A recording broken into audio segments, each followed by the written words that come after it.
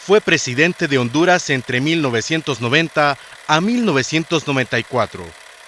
Ha dedicado su vida a los estudios, a la política y a ser padre de familia. Actualmente es presidente de la Federación Nacional de Fútbol de Honduras, logrando en dicho organismo deportivo clasificar a las selecciones de fútbol en sus distintas categorías a varios certámenes importantes en el mundo. Dentro de sus logros, siendo parte de esta federación, ha alcanzado llevar a la selección mayor de Honduras a 2 mundiales de fútbol de manera consecutiva, clasificando a las eliminatorias de Sudáfrica 2010 y la próxima competencia que se disputará en Brasil en el año de 2014.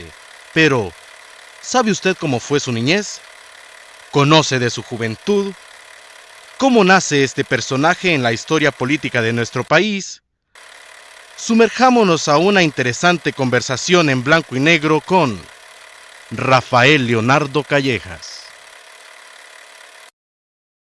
A continuación, Suyapa TV le presenta a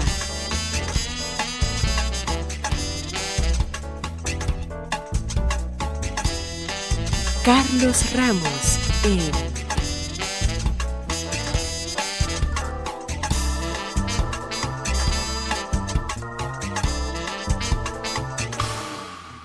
Blanco y Negro.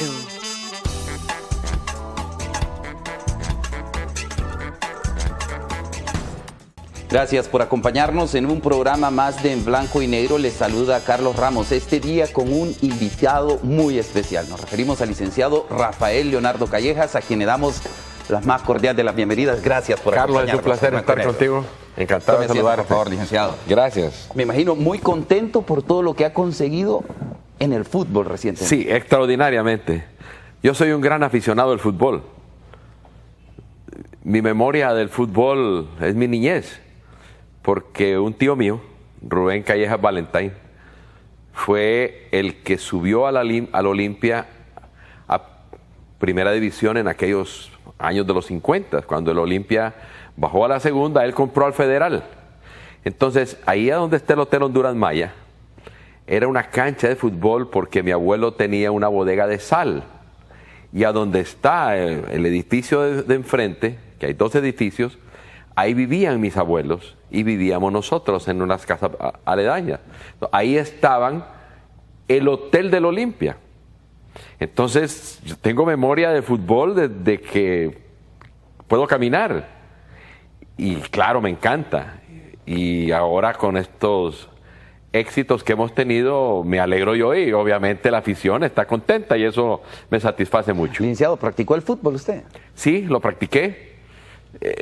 Complicado para mí porque yo estuve en la escuela americana y solo éramos, en toda la secundaria, éramos creo 14 varones de diversas edades. Olvan Valladares era el portero de la selección y nos tocaba jugar contra equipos como el Instituto Central, a donde habían jugadores como Lico Bude, que era un defensa durísimo.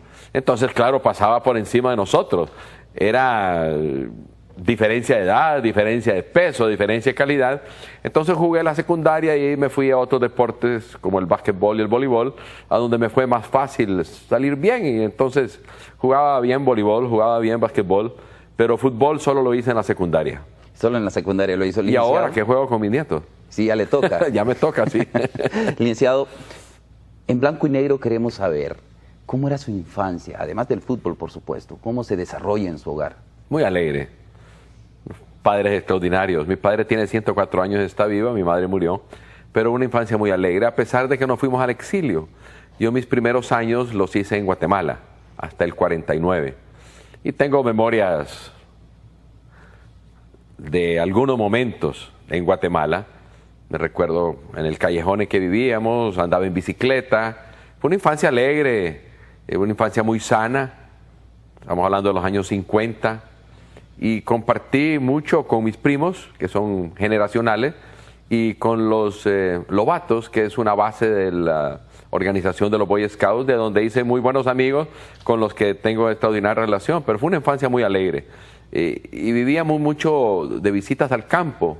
Mi papá y mi familia tenían fincas, ganadería, agricultura, y desde muy temprana edad salía con mi papá En esa época uno podía bañarse en las pozas de los ríos, no había inconveniente, y entonces me recuerdo con mucho agrado de mi infancia. Los primaria también fue muy alegre, una infancia muy positiva, muy llena de amor, muy llena de alegría y de ilusiones. Regresa a Honduras, estudia en Americana y luego estudia en el San Francisco, entiendo. El 49 regreso a Honduras y entro a la escuela americana. El 49 yo vengo de Costa Rica. Allá paso lo que se llama el pre-kinder en la escuela Lincoln. Allá vivían mis abuelos maternos y que también se fueron al exilio. Y hago la escuela Lincoln, el kinder. Después vengo a la escuela americana. Estoy ahí hasta el 8º grado. Y en ese instante mi papá me dice, mira, ¿cuántos compañeros tienes? Y les contaban con los dedos de la mano y me dice, tienes que entrar a un colegio donde puedas hacer un grupo de amistades que vivan en el país, porque en la escuela americana, como eran funcionarios de embajadas en esa época o de instituciones internacionales, se iban del país. Entonces me pasó al San Francisco y es ahí donde tengo yo mi relación más directa con los amigos que he compartido estos años de mi vida. ¿A quiénes recuerda de sus compañeros en aquel entonces? A tantos, a Oscar Montes, a Laínez, a Ustaris, a Mauro Membreño, a Carlos Velasco en paz descanse, a Rodolfo Cuán, una gran cantidad, a Arias, un buen grupo, un muy buen grupo, académicamente de excelencia. La competencia académica era muy fuerte. Había gente ahí como el doctor Montes, que ahora es profesor de matemáticas en la universidad, o el ingeniero Mauro Membreño, que fue premio del saber en la Universidad de Monterrey. Era un grupo muy competitivo académicamente, lo cual fue muy bueno, para nosotros.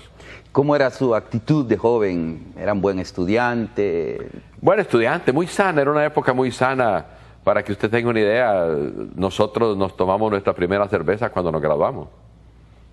O sea, nos fuimos a un paseo en Guaserique, porque allá había el río, uno se iba a la poza del Guaserique, y ahí nos tomamos la primera cerveza. Es decir, un ejemplo de lo que hacíamos. Obviamente fumamos un cigarrito a escondidas, pero nunca, nadie tenía, en mi curso, nadie tenía vicios, por llamarlo así, nadie. Entonces era una vida muy sana, muy deportiva. Con los Boy Scouts pues salíamos a conocer la naturaleza, campamentos por todo el país. Era muy agradable. Viví una vida muy sana, muy alegre y obviamente académicamente muy competida los niveles académicos. Y deportivamente contra el San Miguel, que era mejor en básquetbol, y eran unos torneos en el gimnasio Rubén Callejas Valentine extraordinarios. O sea, había mucha emotividad deportiva. Licenciado, ¿fue peleonero usted cuando estaba joven? No, nunca. ¿Nunca tuvo? No, nunca. Pues siempre tiene uno sus altercados, siempre. Pero no. Y no había mucho tampoco. No habían esos conflictos en el colegio. Siempre de alguna u otra forma uno evitaba liarse a golpes. Luego termina su secundaria y viaja a Estados Unidos a estudiar. Al estado de Mississippi, a la Universidad del Estado de Mississippi. ¿Por qué me voy ahí? Primero era muy joven, 17 años, y ahí estaban varios primos míos. Estaba mi primo Fernando Marichal, mi primo Pedro Arturo Sevilla, y yo me fui con dos primos más, con Guillermo y con Ricardo Sevilla. Porque era una economía agrícola la que había en el país. Ellos, por ejemplo, dedicados a la ganadería y nosotros, mi familia, dedicada al algodón. Y la Universidad de Mississippi se especializaba en algodón. Ese era su propósito. Entonces, me fui para allá. Tenía que tener un tutor, que era un señor presidente de un banco del estado de Tennessee, de Memphis, Tennessee. Me acuerdo de él, de John Henry. Y pues vivíamos en un núcleo familiar, o sea, con primos que ya eran mayores y con mis otros dos primos que eran de mi misma edad y que éramos compañeros. Y el estado fue muy interesante esa época, muy chocante, porque cuando yo llegué a Estados Unidos estaba en el momento más difícil la integración, la discriminación racial. Era la época del presidente Kennedy y de su hermano Robert Kennedy. Y se estaba forzando a integrar las universidades. Las universidades eran totalmente segregadas. Y cuando uno llegaba a Nueva Orleans, que era la sede de entrada a Mississippi, los baños decían para blancos y para negros. En los buses había una tablita. Entonces la tabla se movía para atrás en la medida que se iban blancos y negros.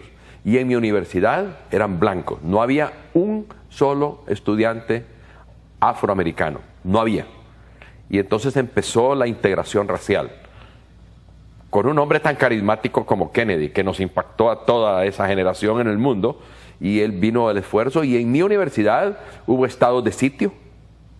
La Guardia Nacional se tomaba la universidad, estaba la Guardia Nacional en la universidad, el ejército americano, se quemaban cruces por parte del Ku Klux Klan. O sea, fue una época sumamente compleja para las universidades, y uno veía actos profundos de heroísmo. En el año 65 se integró la otra universidad de Mississippi con un afroamericano, James Meredith, que ingresó solo a la universidad. Impactante, uno solo. Una universidad de 10,000 estudiantes, todos contra de él, rótulos, agresividad, policía de Estados Unidos, los Marshalls, el ejército. Y después en mi universidad, ya cuando yo estaba obteniendo la maestría, en el año 66, en el verano del 66, la cafetería de Mississippi State era gigantesca, era más grande que un gimnasio. Podíamos comer ahí sentados 3,000 personas. Y era un día, fin de semana, sábado, estaba lleno. Y de pronto llegaron las patrullas de los Marshalls de Estados Unidos y entró un afroamericano y se paró todo el mundo. Todo el mundo se paró y se salió. Todo el mundo. Ya, menos nosotros, que no teníamos nada, veníamos de por lo menos en Honduras veníamos de una cultura integrada. Y todo el mundo se salió de ahí. Nosotros nos quedamos sentados hasta que se acercaron unos amigos norteamericanos y nos dijeron: miren, este no es un tema de ustedes. Entendemos que para ustedes no es significativo, pero para nosotros sí. Entonces les pedimos, para que no haya diferencias, que por favor ustedes se retiren también. Y los 5 o 6 que estábamos ahí, pues nos retiramos, se integró la universidad. Mira, era tan increíble. Él vivía en lo que llamaban el YMCA, en una asociación de jóvenes cristianos, y arriba de él, todos los días, una pelota de golf. Toda la noche, alguien estaba ahí jugando con una pelota de golf. Pero salió, se graduó, y cambió tanto la universidad que cuando yo llegué en 1990 a dar el discurso de graduación, porque mi universidad graduaba por primera vez 100 estudiantes con un doctorado, yo di el discurso, me honraron con ello. ¿Ya era presidente usted? Ya era presidente en el 90. Y el 40% de la universidad ya era integrada, el 40% eran mujeres y el 40% de los maestros eran afroamericanos. Lo que pasó en ese ciclo, impresionante. Y Mississippi en esa época era un estado paupérrimo, pobre, en que vivían del algodón y llegaban ahí en casas con techos de zinc y trabajaban en el algodón. O sea, era un estado pobre, muy pobre en comparación con ellos, y tampoco visto en términos de los países nuestros una gran diferencia. Vivían del algodón en pobreza y cambió, un estado que cambió muchísimo. Fue una experiencia muy interesante, una época que me dio mucho aprendizaje, sobre todo por la admiración a Kennedy y por lo que hizo, o sea, cómo pudo integrar estas poblaciones. Un proceso sin duda bien complejo. Licenciado, ¿cuánto tiempo estuvo en Mississippi? Saqué la maestría, me retiré el 66 de Mississippi para irme para Holanda. Me vine para acá y después me fui para Holanda. Tuve 5 años y medio. 5 años y medio, y ya luego retorna a Honduras ya para pues emprender a trabajar en recursos naturales, entiendo. No, en la Secretaría de Planificación Económica. Inició ahí es donde se vincula propiamente ya con el Estado. Ahí me voy con el gobierno y trabajo con personas extraordinarias, el ingeniero Miguel Ángel Rivera, eminencia, realmente un hombre extraordinario, Rigoberto Sandoval Correa, admirable, Manlio Martínez. Ahí estoy y de ahí me gano una beca y me voy a estudiar economía de desarrollo en Holanda en el año 66. En el año 66. ¿Le parece si seguimos conversando después de la pausa comercial? Porque ya queremos que nos empiece a contar cómo se involucra en política un joven muy visionario que le tocó ya vivir ciertas cosas como nos he comentado, pues lo que vivió en Estados Unidos. Pero vamos a nuestra pausa comercial, ya retornamos aquí en Blanco y Negro.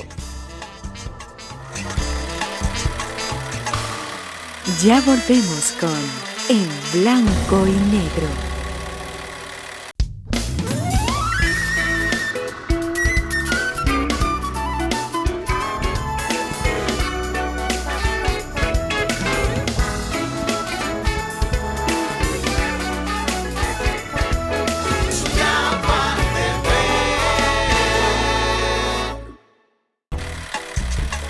Continuamos con En Blanco y Negro. Continuamos con esta amena conversación con el licenciado Rafael Leonardo Callejas. Regresa de Holanda y empieza... Al Consejo de Planificación y a los negocios de familia. ¿Aún todavía no nacía eso por involucrarse en la política? No, en absoluto. Ni querían en mi casa. Mi mamá se oponía totalmente a que alguien fuera político, porque vivimos el exilio. O sea, mi madre y mi padre vivieron el exilio, mi familia murió en el exilio, mi abuelo murió en el exilio, todos mis tíos menos uno salieron al exilio. Las propiedades de mi abuelo en Danlí, Santa Elisa, las perdió por mi abuelo materno por el exilio. Un hombre que, imagínate cómo era mi abuelo, que regaba el café con bambú. O sea, y lo perforaba para que cayera por goteo el bambú. O sea, estoy hablando de los años 30, 40, ya él era así de visionario. Pero salió del país por política, porque él fue secretario de un Policarpo Bonilla, por el ala liberal, y se casó con una Sevilla de Danlí, mi abuela, que también era liberal, y entonces salió. Pero nosotros nacionalistas también salimos al exilio. Entonces en mi casa la política era anatema. No, eso es intocable. Entonces me dediqué básicamente a los negocios de familia. Teníamos una empresa que se llama aún Lotificadora Palmira, y ahí empezamos algunos proyectos con algunos inversionistas aquí, con los Agurcia, con la Rosario Mining Company, que ya no recuerda el pueblo hondureño que existía esa minera aquí en San Juancito, y el Hotel Honduras Maya, desarrollos urbanos, y siempre planificación hasta el año 73, cuando un compañero mío de universidad, Edgardo Escoto, es nombrado secretario de Estado en el Despacho de Recursos Naturales en el gobierno militar. Y me llama a mi casa y me invita a que yo sea partícipe del gobierno. Nosotros teníamos tertulias políticas con gente muy interesante. Un grupo, Abel García, Nano Schoenfurt, nos reuníamos una vez por la semana a escuchar a Manuel Acosta Bonilla, a César Batres, a Paul Vinelli. Nos invitábamos a cenar, compartíamos, hablábamos, ellos hablaban, nosotros escuchábamos, y pues eran cosas verdaderamente agradables, porque era una academia social. Y eso significó entonces que cuando llegó el gobierno de López, el 73, me invitó, lo analicé y tomé la decisión de incorporarme como subsecretario de Recursos Naturales. Mi profesión es economía agrícola, me atraía, y ahí empezó mi relación realmente con la administración pública. Pasan varios años para que luego usted ya busque la presidencia. ¿Cómo fue ese proceso? Bueno, somos nacionalistas de tradición. Mi abuelo Rafael Callejas Lozano fue tesorero y autorizado por el general Carías para agenciarle fondos para el sitio de Tegucigalpa.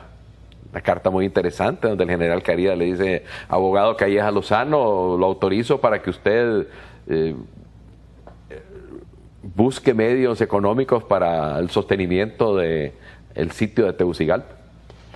Venancio Callejas fue vicepresidente con Carías. La crisis vino porque Venancio Callejas no quería que Carías continuara en el poder, sino que se abriera la democracia, vino el conflicto entre ellos y entonces vino el exilio. Llego a la Secretaría de Recursos Naturales y con muchas ilusiones y me encuentro, además de ello, con un equipo de trabajo extraordinario. Enrique Aguilar Paz, Abraham Benetton, Gautama Fonseca, Manuel Acosta, César Batres. Gente de mucho talento, de mucha visión y de mucha contradicción ideológica. Entonces, como eran consejos de ministros, y yo participaba, en esos consejos de ministros se debatía, y el debate era en sí mismo un debate ideológico, para dónde era el camino de Honduras. Y ahí me voy formando y me acerco al Partido Nacional con Ricardo Zúñiga, y también comparto con Miguel Andoni. Miguel Andoni, después del 69, hace su grupo cívico.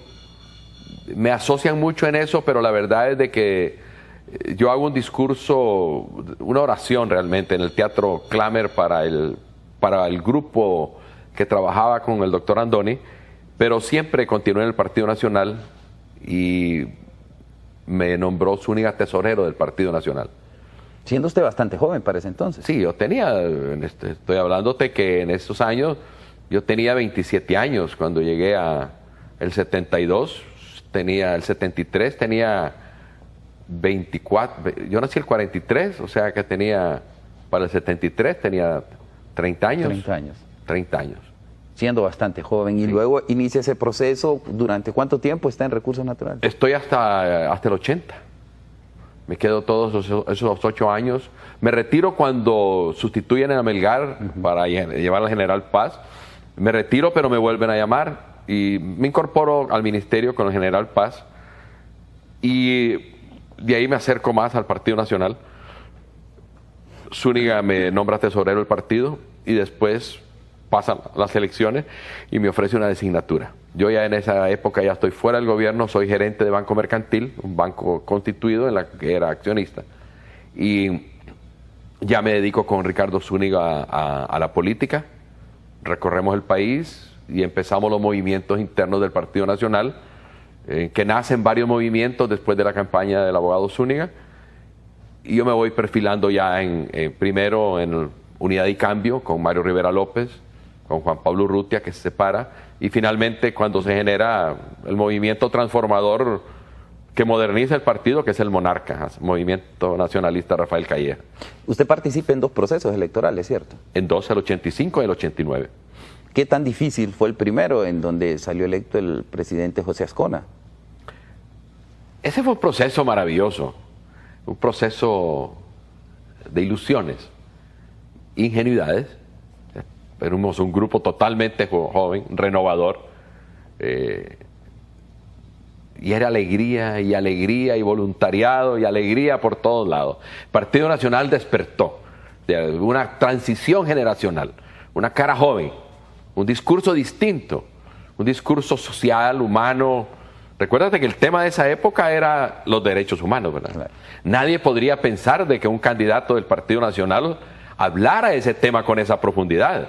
¿Sí? Pero recuerda que yo vengo en mi formación de la segregación, o sea, yo viví en Estados Unidos las discrepancias sociales. Es parte de mi vivencia histórica, de la segregación, la época de Kennedy. Entonces, mi campaña, además de las propuestas de otra naturaleza, ilusiona al Partido Nacional de Honduras. Y la verdad que esas elecciones del 85 yo las gané. Yo las gané las elecciones.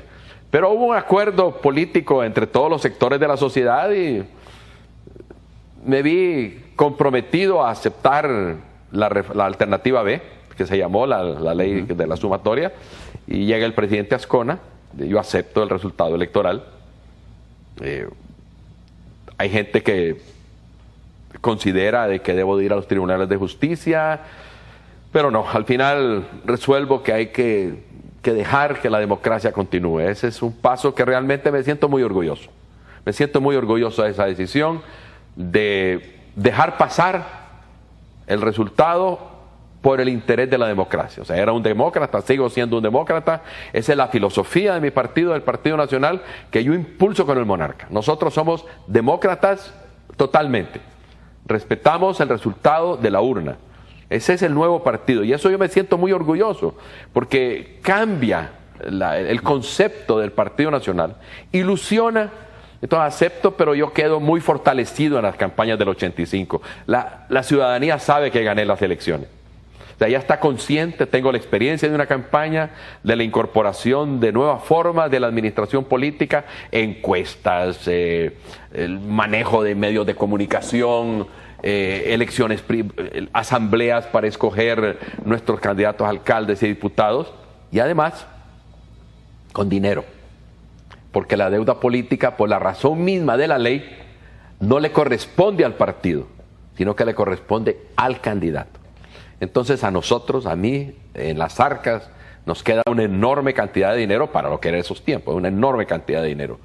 Recuérdate que era 5 lempiras por voto y saco 600,000 votos. O sea que quedan en términos reales en mi campaña, en los cofres de la tesorería de mi campaña, 1.5 millones de dólares. Con eso, la campaña del 90 fue una campaña que inicia sin limitaciones económicas, claro, con una estructura definida y con un partido ganador. Entonces, la campaña del 85 fue una campaña alegre, entusiasta. Era aquella, vibraba el Partido Nacional. Y a la campaña del 89 era organizada, bien dirigida, determinada, y vino entonces el resultado electoral. Que era previsto, era un resultado previsto después de las elecciones del 85. La historia lo recuerda como el presidente más joven, ciertamente, que ha tenido Honduras. No, Flores es más joven que yo, y Bográn. Claro. Bográn creo que llegó a la presidencia a los 35 años, y Flores es 2 años menor, llegó 2 años menor que yo a la presidencia. Licenciado, ¿cuál es el momento cuando usted le están imponiendo la banda como presidente? ¿Qué se le viene a la mente en ese momento? Bueno, es un momento en que uno está disfrutando mucho. O sea, va a la presidencia con la ilusión de hacer las cosas bien y de plasmar transformación en la vida del país. País que todos conocemos sus limitaciones. Y yo voy a la presidencia cuando me impone la banda presidencial Rodolfo Díaz Nava, sabiendo lo que quiero hacer. O sea, si algo me dio la campaña del 89 fue que iba totalmente claro en lo que íbamos a hacer, o sea, institucionalmente y económicamente, totalmente. Nosotros teníamos listas todas las decisiones. Yo ya tenía mis cuadros, mi gabinete lo presenté inmediatamente después de las elecciones, ya los había escogido. Escogencias muy interesantes, porque para algunos ministerios reunía 2 figuras prominentes de esa carrera y les pedí que me presentaran su plan de gobierno y que la decisión de cuál sería el ministro estaba en función de cuál era su propuesta para el área en que determinamos. Entonces, yo considero que tuve un gabinete de primer nivel. Y claro, rápidamente tenía a Ricardo Maduro como director del banco, de mi gabinete económico, y tenía el resto de los cuadros ya preparados para los otros sectores. Y como había claridad en el problema y lo que queríamos hacer, entonces rápidamente tomamos las decisiones. Así que en el estadio fue un momento de alegría, inmediatamente salimos de ahí rápidamente a actuar, a preparar los decretos, a tomar las decisiones, a resolver los problemas. El primer problema era el del combustible. Y a eso ya lo teníamos listo. Ya había ido a Venezuela, ya había ido a México, ya había conseguido con la Texaco que me brindara el financiamiento de nuevo, y a pocos días de estar en el gobierno resolvimos el problema de la escasez, no escasez, es que no había combustible, y empezaron a llegar el barco, ya se transformó y empezó la economía ya a determinar. Hubo decisiones muy complejas, decisiones políticas muy complejas, el tema de que los contrarrevolucionarios salieran del país, un 18 de abril de 1990, ha entrado el gobierno. Después vino el decreto 1890 para resolver los problemas del concepto económico. Es decir, con claridad habían diferencias. Una economía de precios controlados y pasar a una economía de mercado. Eso es un paso muy complejo, ¿verdad? Porque no es comprensible El ciudadano y el consumidor quiere precios controlados. Esa es su mentalidad. Pero no funciona así la naturaleza de la economía. La economía es algo natural y se define por el balance de la oferta y la demanda, es un precio. Y nosotros somos de ese pensamiento, que no tiene nada que ver con los sociales, es axiomática la economía. Entonces había que preparar el 1890 para resolver los problemas que había, pero estaba muy claro lo que teníamos. Nos reunimos Mauro Membreño, Ricardo Maduro y yo. Agarramos un cuaderno amarillo con una pluma. Teníamos un plan de gobierno, pero éramos más pragmáticos. Sabíamos que el plan de gobierno en su complejidad no era necesariamente lo que teníamos capacidad de hacer. Entonces definimos 10 proyectos. En infraestructura, la carretera en el norte, porque ahí estaba el 50% del Producto Interno Bruto. Las camaroneras en el sur para levantar el sur de Honduras. El aporte a lo que tenía que ver con la liberación del sistema económico. Y así paulatinamente fuimos armando los proyectos. Esto vamos a hacer en café. El precio se nos bajó a $50, ¿verdad? O sea, una cosa dramática. El gobierno tuvo que subsidiarlo. O sea, nosotros tuvimos que dar un bono al café y que después continuó, enhorabuena. O sea, son las decisiones correctas que nos tiene como el tercer productor del mundo. Entonces, nosotros íbamos muy bien preparados para esta toma de decisiones y con ministros muy competentes, muy competentes. Al inicio del gobierno dialogué con los sectores que no compartían conmigo. Dije, miren, yo soy un demócrata, ustedes tienen el derecho de hacer las protestas que quieran, de estar en la calle lo que quieran, de realizar sus manifestaciones como quieran, pero no pasen de ahí. No pasen de ahí. Ese es su derecho. Y mi derecho es evitar de que ustedes den los siguientes pasos, porque hubo problemas difíciles. La huelga que me planteó las compañías, el sindicato bananero, en marzo del 90 era dramático, porque hoy no nos acordamos del banano, pero en aquella época el banano era la economía de Honduras. Eso era Honduras, un país cuya economía se sustentaba en el banano. Y entonces las huelgas bananeras tienen un ciclo. Ese ciclo es lo que se llama la cigatoca, que cuando empieza a madurar se destruye la plantación bananera. Entonces uno no puede dejar que pase el tiempo, o sea, tiene que tomar decisiones.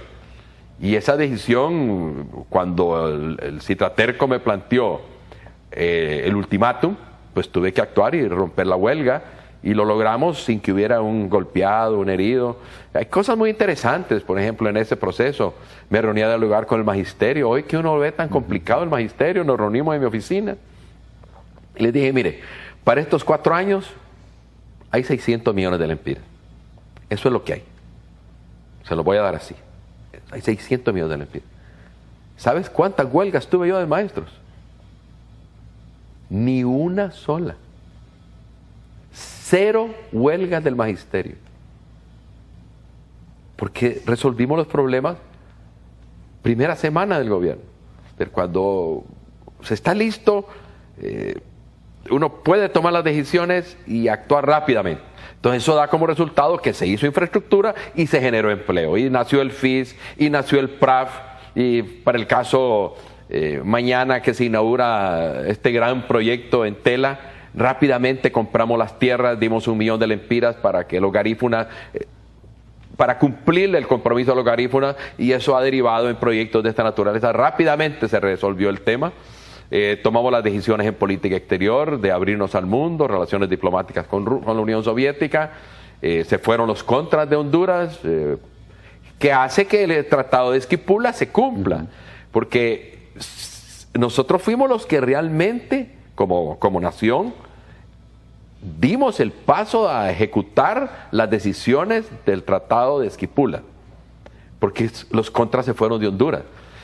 Y a veces uno no recuerda.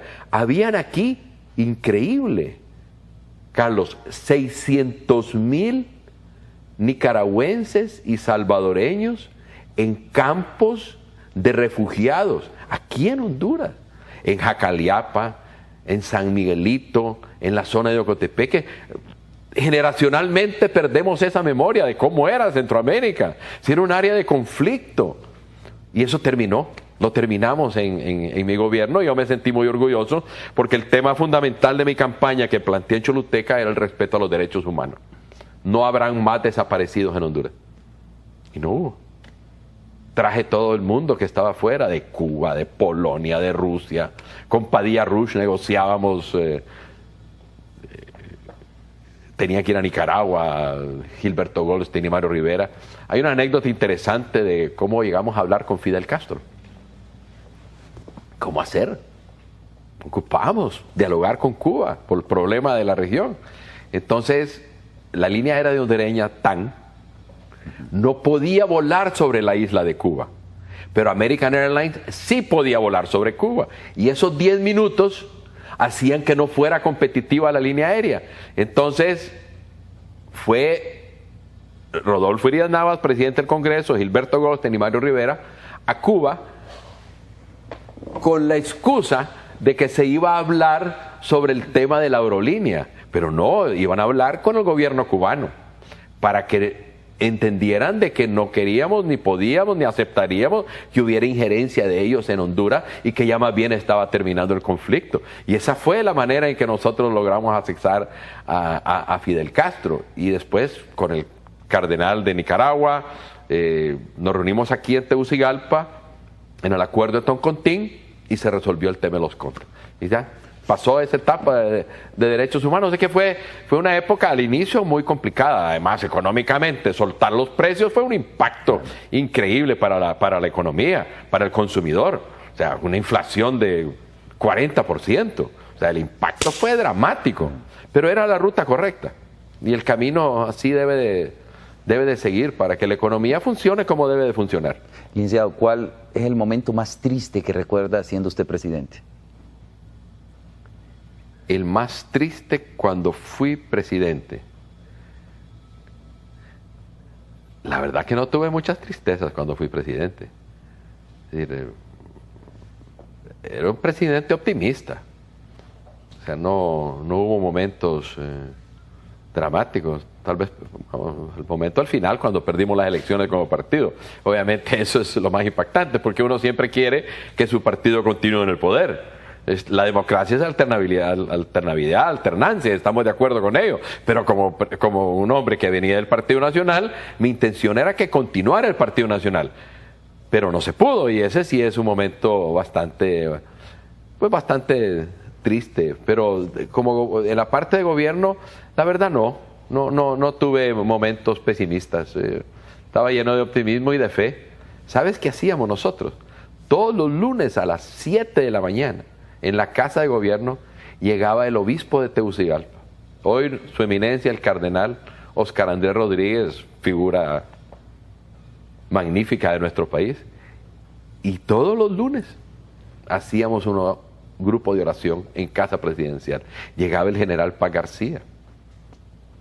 Entonces, ese era el tipo de... Si uno tenía la capacidad todos los lunes de hacer una oración y orar por el país, y con alguien como el hoy cardenal Óscar Andrés Rodríguez, esto te da el sentido de cómo era el gobierno, un gobierno alegre, optimista. O sea, yo no tengo momentos que recuerde, momentos de tristeza en mi gobierno. Más allá de, si nos vamos al plano deportivo, también que la selección fracasaba y no podíamos llegar al Mundial. Claro, pero no era yo responsable, yo solo contribuía, el responsable eran otros. Y claro, les daba el recurso. Siempre apoyó el deporte usted. No, como gobierno les di mucho dinero.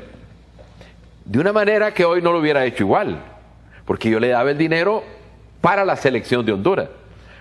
Hoy que soy presidente de la FENAFUT me doy cuenta de que debía haber hecho más canchas y apoyar más a las ligas menores.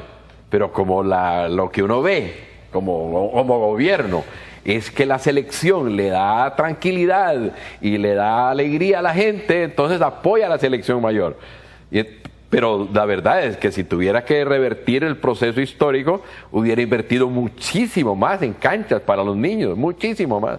Francamente, que yo les sugiero a los presidentes que hayan de aquí en adelante que inviertan mucho en el deporte, que inviertan, porque es algo tan sano, tan productivo, tan positivo. Así que esos son, bueno, retrospectivamente, uno de los momentos más difíciles que tuve yo fue cuando Monseñor Santos me notificó que iban a tratar de secuestrar a Norma. Momento muy dramático. Porque me comentaba él de que iba a ser lo que se llama un secuestro cerrado, o sea, que todos iban a morir. Entonces sí fue un momento más que tristeza, de mucha tensión. Si tú te recuerdas, después vino la crisis que se fue Monseñor con un militar a Costa Rica y que allá los secuestraron a ellos dos y se vino para acá el secuestrador que después murió en Belice. O sea, eso fue un momento, quizás recordando, muy difícil porque es mi esposa. O sea, algo claro, que uno ama tanto. Y entonces ese quizás fue el momento más complejo, pero de tristeza no. Que es ahí donde quería llegar. ¿Cómo enamora usted a doña Norma Regina? Fue algo. Me invitaron a una fiesta, yo estaba soltero. Me invitaron a una fiesta donde Roberto Bográn y María Antonieta, que siempre les voy a agradecer esa invitación, una despedida de soltero para una compañera de ellas. Y estaba yo platicando en un bar que tenían ahí con un espejo, cuando veo sentada en las gradas una joven bellísima, alegre, y me impactó. Entonces me fui a presentar y le invité a que empezáramos a salir. Y ahí fuimos, venían las reuniones políticas, ella vivía en la Colonia Modelo, y entonces hacíamos las sesiones con el abogado Zúñiga en una casa vecina, lo cual me quedaba a mí muy bien. Solo cruzaba, en aquella época así un potrero, ¿verdad? No habían casas, cruzaba y iba a estar a la casa con ella. Y así fue hasta que... ¿Recuerda cómo le propuso matrimonio? Sí, claro, claro. Tomé una decisión, recogí mi ropa en la casa, porque no estaba solo yo de pretendiente, ¿verdad? Tenía otro pretendiente. Entonces tomé mi ropa y le dije a Luis, el conductor, llévala a la casa de Norma. ¿Qué me dice? Llevar la ropa a la casa de Norma. Entonces cuando ella llegó, yo estaba ahí y ya tenía una ropa en la casa. ¿Y esto me dice qué es? Bueno, le dije que aquí voy a vivir toda mi vida. Así que desde ahora quiero que se pase. Y entonces ya pues le propuse matrimonio. ¿Cuántos años ya de vida matrimonial? El 85 nos casamos por lo civil.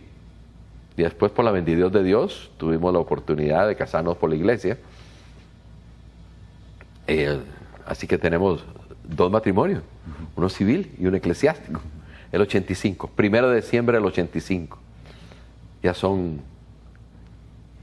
28 años. ¿Y cómo es ella? ¿De carácter fuerte? ¿Un apoyo completo para usted? Completo. Ella es de mucha personalidad y de un carácter muy alegre, pero al mismo tiempo muy, muy claro. Es blanco y negro.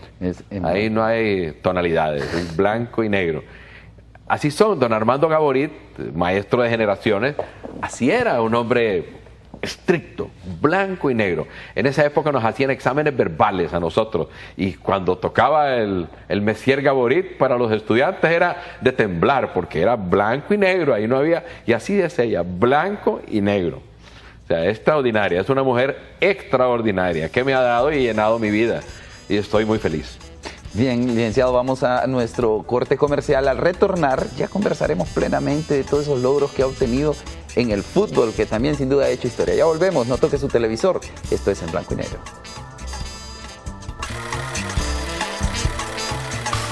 Ya volvemos con En Blanco y Negro.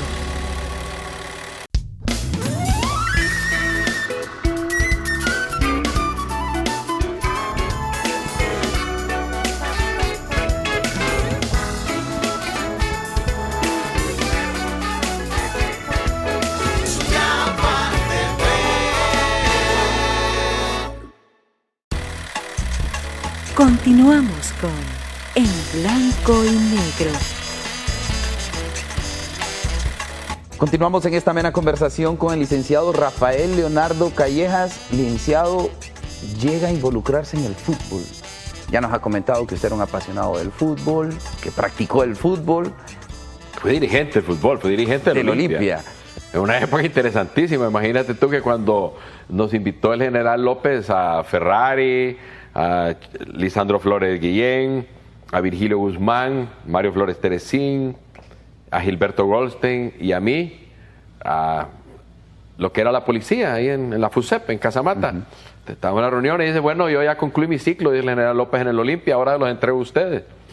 Y entonces asumimos el Olimpia y empezamos a adquirir jugadores, 5 jugadores. Los 3 hermanos Brandt, buenísimos. Yeto Montoya, no me acuerdo el quinto, por 15,000 lempiras los compramos a Atlético Indio. Cuando uno ve esas cifras, soy 15,000 lempiras por Jorge Brandt, o por Pilín Brandt, o por Yeto Montoya, y valían fortuna. Así que empezamos ahí, trabajamos muchos años en Olimpia, hasta que yo me retiré y me dieron el honor de ser presidente honorario del club, porque ya estaba en la presidencia de la República. Salí de la presidencia, de nuevo tocando la relación con Norma. Ella ha sido, francamente, ha sido una fortaleza en mi vida, porque después de la presidencia no han sido fáciles algunos momentos, pero ella siempre estuvo ahí conmigo, muy fortalecida, con mucha fe. Y me ofrecieron, llegó Alfredo Jawit con Germán Ayala a la casa a ofrecerme la FENAFUT, y les dije que no estaba listo, que tenía otros problemas en ese instante. Pero pasaron 4 años más y se los acepté. O sea, yo salí en el 94 y el 2002 llegué a la FENAFUT. Y con mucha ilusión. Veníamos de ver una selección quizás la mejor que ha tenido Honduras. Cuando este grupo de Amado Guevara, de todos ellos estaban en su etapa más extraordinaria. Y llegamos a ser el mejor equipo del mundo en un momento determinado. Así fuimos calificados, el equipo de mejor crecimiento y más crecimiento del mundo. Entonces yo llegué con la ilusión de que ese mismo equipo nos podía llevar a un mundial. La federación carecía de muchas cosas, sobre todo la parte de finanzas. Y creo que eso es lo que más ha facilitado estos resultados. De que como tenía tanta y tengo credibilidad con el sector empresarial, me empezaron a ayudar. O sea, realmente empezaron a comprometerse con el fútbol. Los contratos de patrocinio fueron más importantes. Empezamos a fortalecer la parte financiera y arriesgué a traer un entrenador extranjero, Bora Milutinovic, que no lo aceptaron en el país. No lo aceptaron. Nos clasifica a la siguiente fase, se va Bora, pongo un buen técnico hondureño, le ganamos a Costa Rica 5-2 y después perdemos con Guatemala los 6 puntos. Increíble, perdimos con el Primitivo Maradiaga los 6 puntos.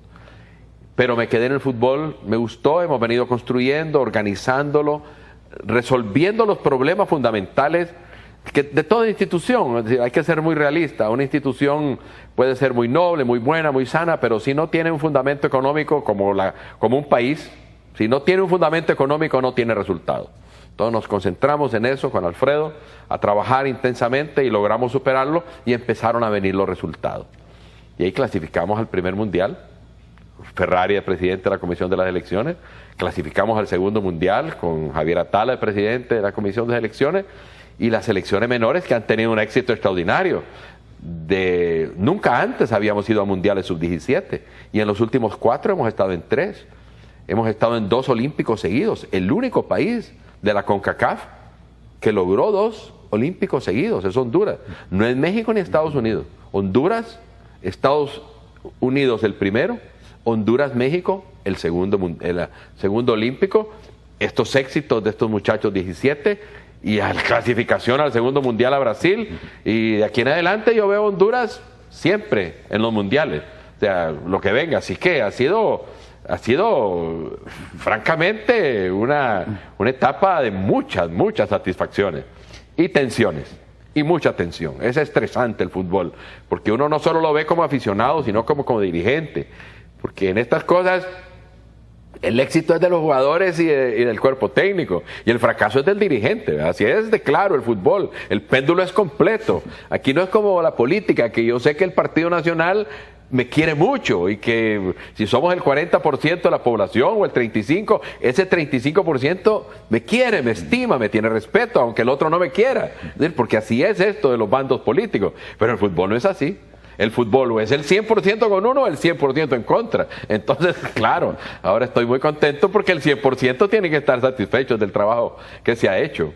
Pasaron 28 años para que fuésemos al Mundial con el entrenador Reinaldo Rueda, que logra pues una alegría en un momento complicado que se vivía en el país, pero que ahí creo que se olvidaron por un momento las diferencias políticas que existían. El juego fue en agosto.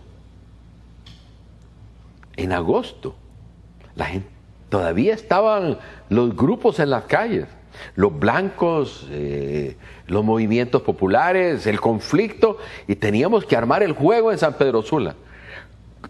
Estados Unidos protestando ante la FIFA para que no se hicieran los juegos ahí, México que no se hicieran los juegos, Costa Rica que no se hicieran los juegos, nos querían sacar de San Pedro Sula. Y nosotros le decíamos a la FIFA, aquí no va a haber un solo problema. ¿Sabes cuánta seguridad movimos ese día? 3,000 efectivos. 3,000 efectivos para ese juego. Y se llenó el estadio y ganamos contundentemente, y aquello fue una alegría, que todo el mundo estaba unido y se vio en el mundo, porque en el mundo se vio que en el estadio de San Pedro Sula estaba lleno, alegre. Entonces, claro, yo como presidente de la federación tenía dos problemas. Uno, que ganara la selección, pero otro, que no hubiera inseguridad o discrepancias o rompimiento del orden por la razón política. Pero lo superamos y lo superamos bien, y ahí evidentemente ya se dio el paso, fuimos al Mundial y le ayudó, le dio un bálsamo al país. El fútbol es así, le da alegría, aunque sean coyunturales, nos hace a todos estar frente a la televisión, en la radio, en el estadio, con esta selección. ¿Cómo amamos a la selección de Honduras? Qué extraordinario lealtad, porque la afición es leal con la selección, leal. Es decir, el agradecimiento del fútbol organizado a la afición de Honduras será eterno. Ahora, ya después de 28 años, ahora 4, ya esta segunda vez como que la tomamos, hey. Precisamente fácil, en eso, ¿no? precisamente en eso.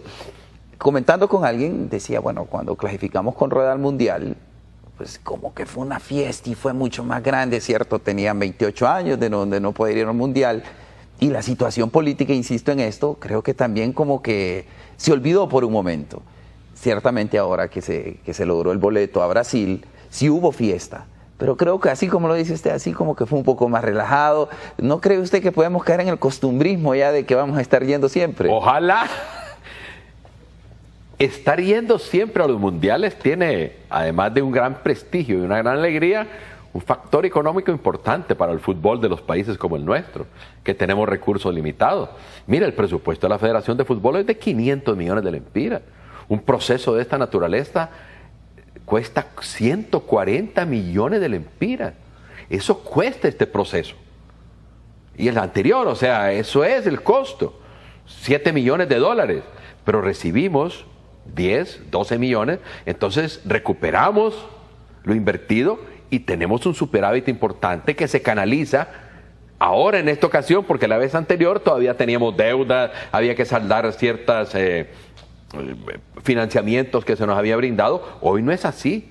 Hoy este dinero ingresa a la federación y se canaliza, y vamos a hacer mucha infraestructura, muchas canchas en el país, fortalecer a las ligas menores de una manera masiva. O sea, ese va a ser el beneficio que esta selección le da al fútbol. Ese es el legado de estos jugadores de fútbol. Porque uno solo ve que van al mundial. No, el legado de estas selecciones mundialistas es lo que le entregan de dinero a las ligas menores. ¿Qué es dinero de la federación, evidentemente? Pero ellos lo ganan. Ellos lo ganan para el fútbol menor. Entonces de ahí vienen estos recursos y yo espero poder ser competitivo. ¿Por qué? Porque ahí vienen estas generaciones y las sabemos manejar. Algunos llegarán, otros no, por diversas razones.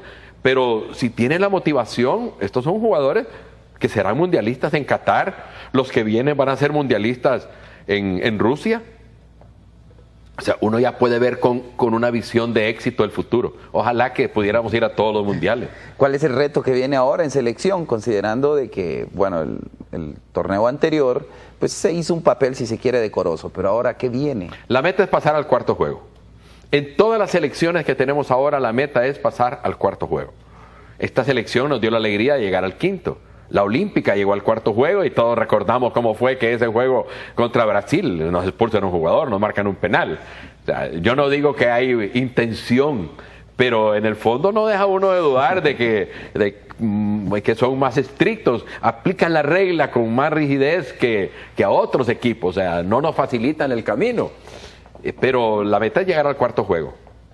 Ese es el objetivo. ¿Qué han pensado, por ejemplo, con aquellos jugadores que han sido insignes dentro del fútbol? En el caso de Carlos Pavón, en el caso de Milton Omar Núñez, que echó un golazo el fin de semana. Y que eso no está jugando todavía. Y quiere ser parte de la selección. Eso ya es decisión del cuerpo técnico, obviamente. Ahora, Pavón ya está retirado. Me sentí muy orgulloso de él ahora que hubo un seminario de la FIFA en Gran Caimán. Que fue panelista, muy bien, mucho orgullo para Honduras. Y a él, pues ya se retiró. Y si hacemos el juego que esperamos en San Pedro Sula el 5 de marzo, un juego que queremos que sea con una de las primeras 15 selecciones del mundo, lo vamos a despedir a Pavón. Esa es la despedida de Pavón. Amado nos tiene que avisar cuándo, para que podamos también hacerle una despedida de esta naturaleza, porque son íconos de nuestro fútbol, jugadores que nos llevaron a un mundial, o sea, se merecen y los vamos a reconocer. Excelente. Licenciado, ¿a dónde se ve usted? ¿Va a continuar? ¿Hasta cuándo va a continuar frente a la Federación Nacional de Fútbol? 2015. ¿Ahí termina su periodo o es que usted ya lo decidió? Ahí termina mi tercer periodo. Y yo siento que ya es el cambio. No es que no tenga la energía ni la capacidad, pero me parece a mí de que hay ciclos en la vida y el 2015 concluyo la labor de presidente de la Federación de Fútbol. Voy a seguir apoyando el fútbol, puedo estar en la comisión de selecciones, en algunas comisiones, pero ya la transición la quiero hacer el 2015. Ya vamos a haber cumplido a la afición con todo lo que me comprometí. 2 mundiales mayores, 2 mundiales olímpicos, 3 mundiales sub-17, 2 mundiales sub-20, 2 veces campeón sub-21 centroamericano, campeones del área de la Copa de CONCACAF. O sea, ya nosotros les cumplimos. Estos 2 años me dedico a hacer infraestructura, a trabajar con ligas menores, a contratar al técnico nuevo. Suárez, Luis Fernando, sabe que queremos que continúe. Ya Javier Atal habló con él, yo hablé con él. Es decisión de él, pero esas decisiones son de ellos muy personales. No sé si esperará al mundial o no. Entonces, si él se queda, pues enhorabuena, tendremos técnico para allá el proceso. Si decide no quedarse, pues le vamos a agradecer siempre, como a Reinaldo Rueda, y buscaremos otro técnico y a dejar estructurado el camino. Ahora, yo tengo la fe de que este debate mundial que se está dando, de tener en vez de 32 equipos 40, no le garantiza a Honduras, a CONCACAF, 4 plazas, no las 3.5 para el repechaje. Entonces, si son 4 plazas, pues sería normal que Honduras estuviera en esos 4 equipos: México, Estados Unidos, Costa Rica, Honduras y Panamá, que sube y baja porque también pierden generacionalmente. Pero yo no veo ya a nivel de Centroamérica la competencia más que con Panamá o Costa Rica. Yo descarto los otros países en los próximos años, y en el Caribe es difícil. Ellos tienen el biotipo, los recursos. Países como Jamaica tienen con qué manejar el fútbol, pero Trinidad y Tobago ha desaparecido.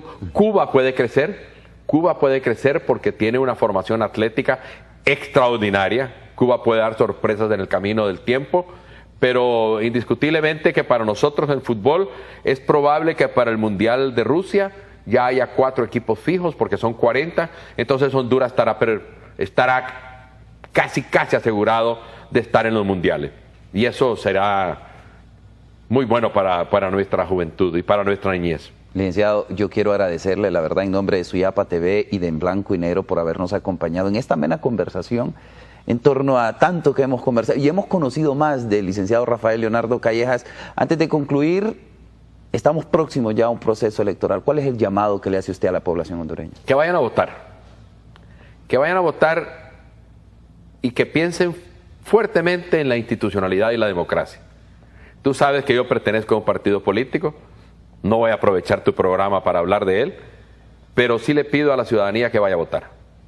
Yo considero de que las democracias son el sistema de oportunidades.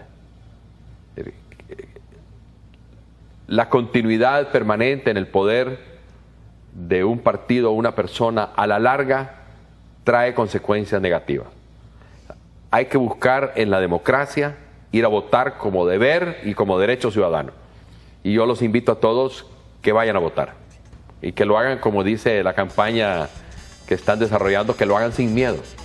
Que vayan a votar sin miedo y que voten por los mejores intereses del país. Licenciado Carlos Leonardo Callejas, muchas gracias. Encantado de estar aquí esperamos contigo. nuevamente. Gracias. Muchas gracias a todos ustedes por habernos acompañado en este programa de En Blanco y Negro. Le invitamos que siga con la programación de Suyapa TV. Permiso.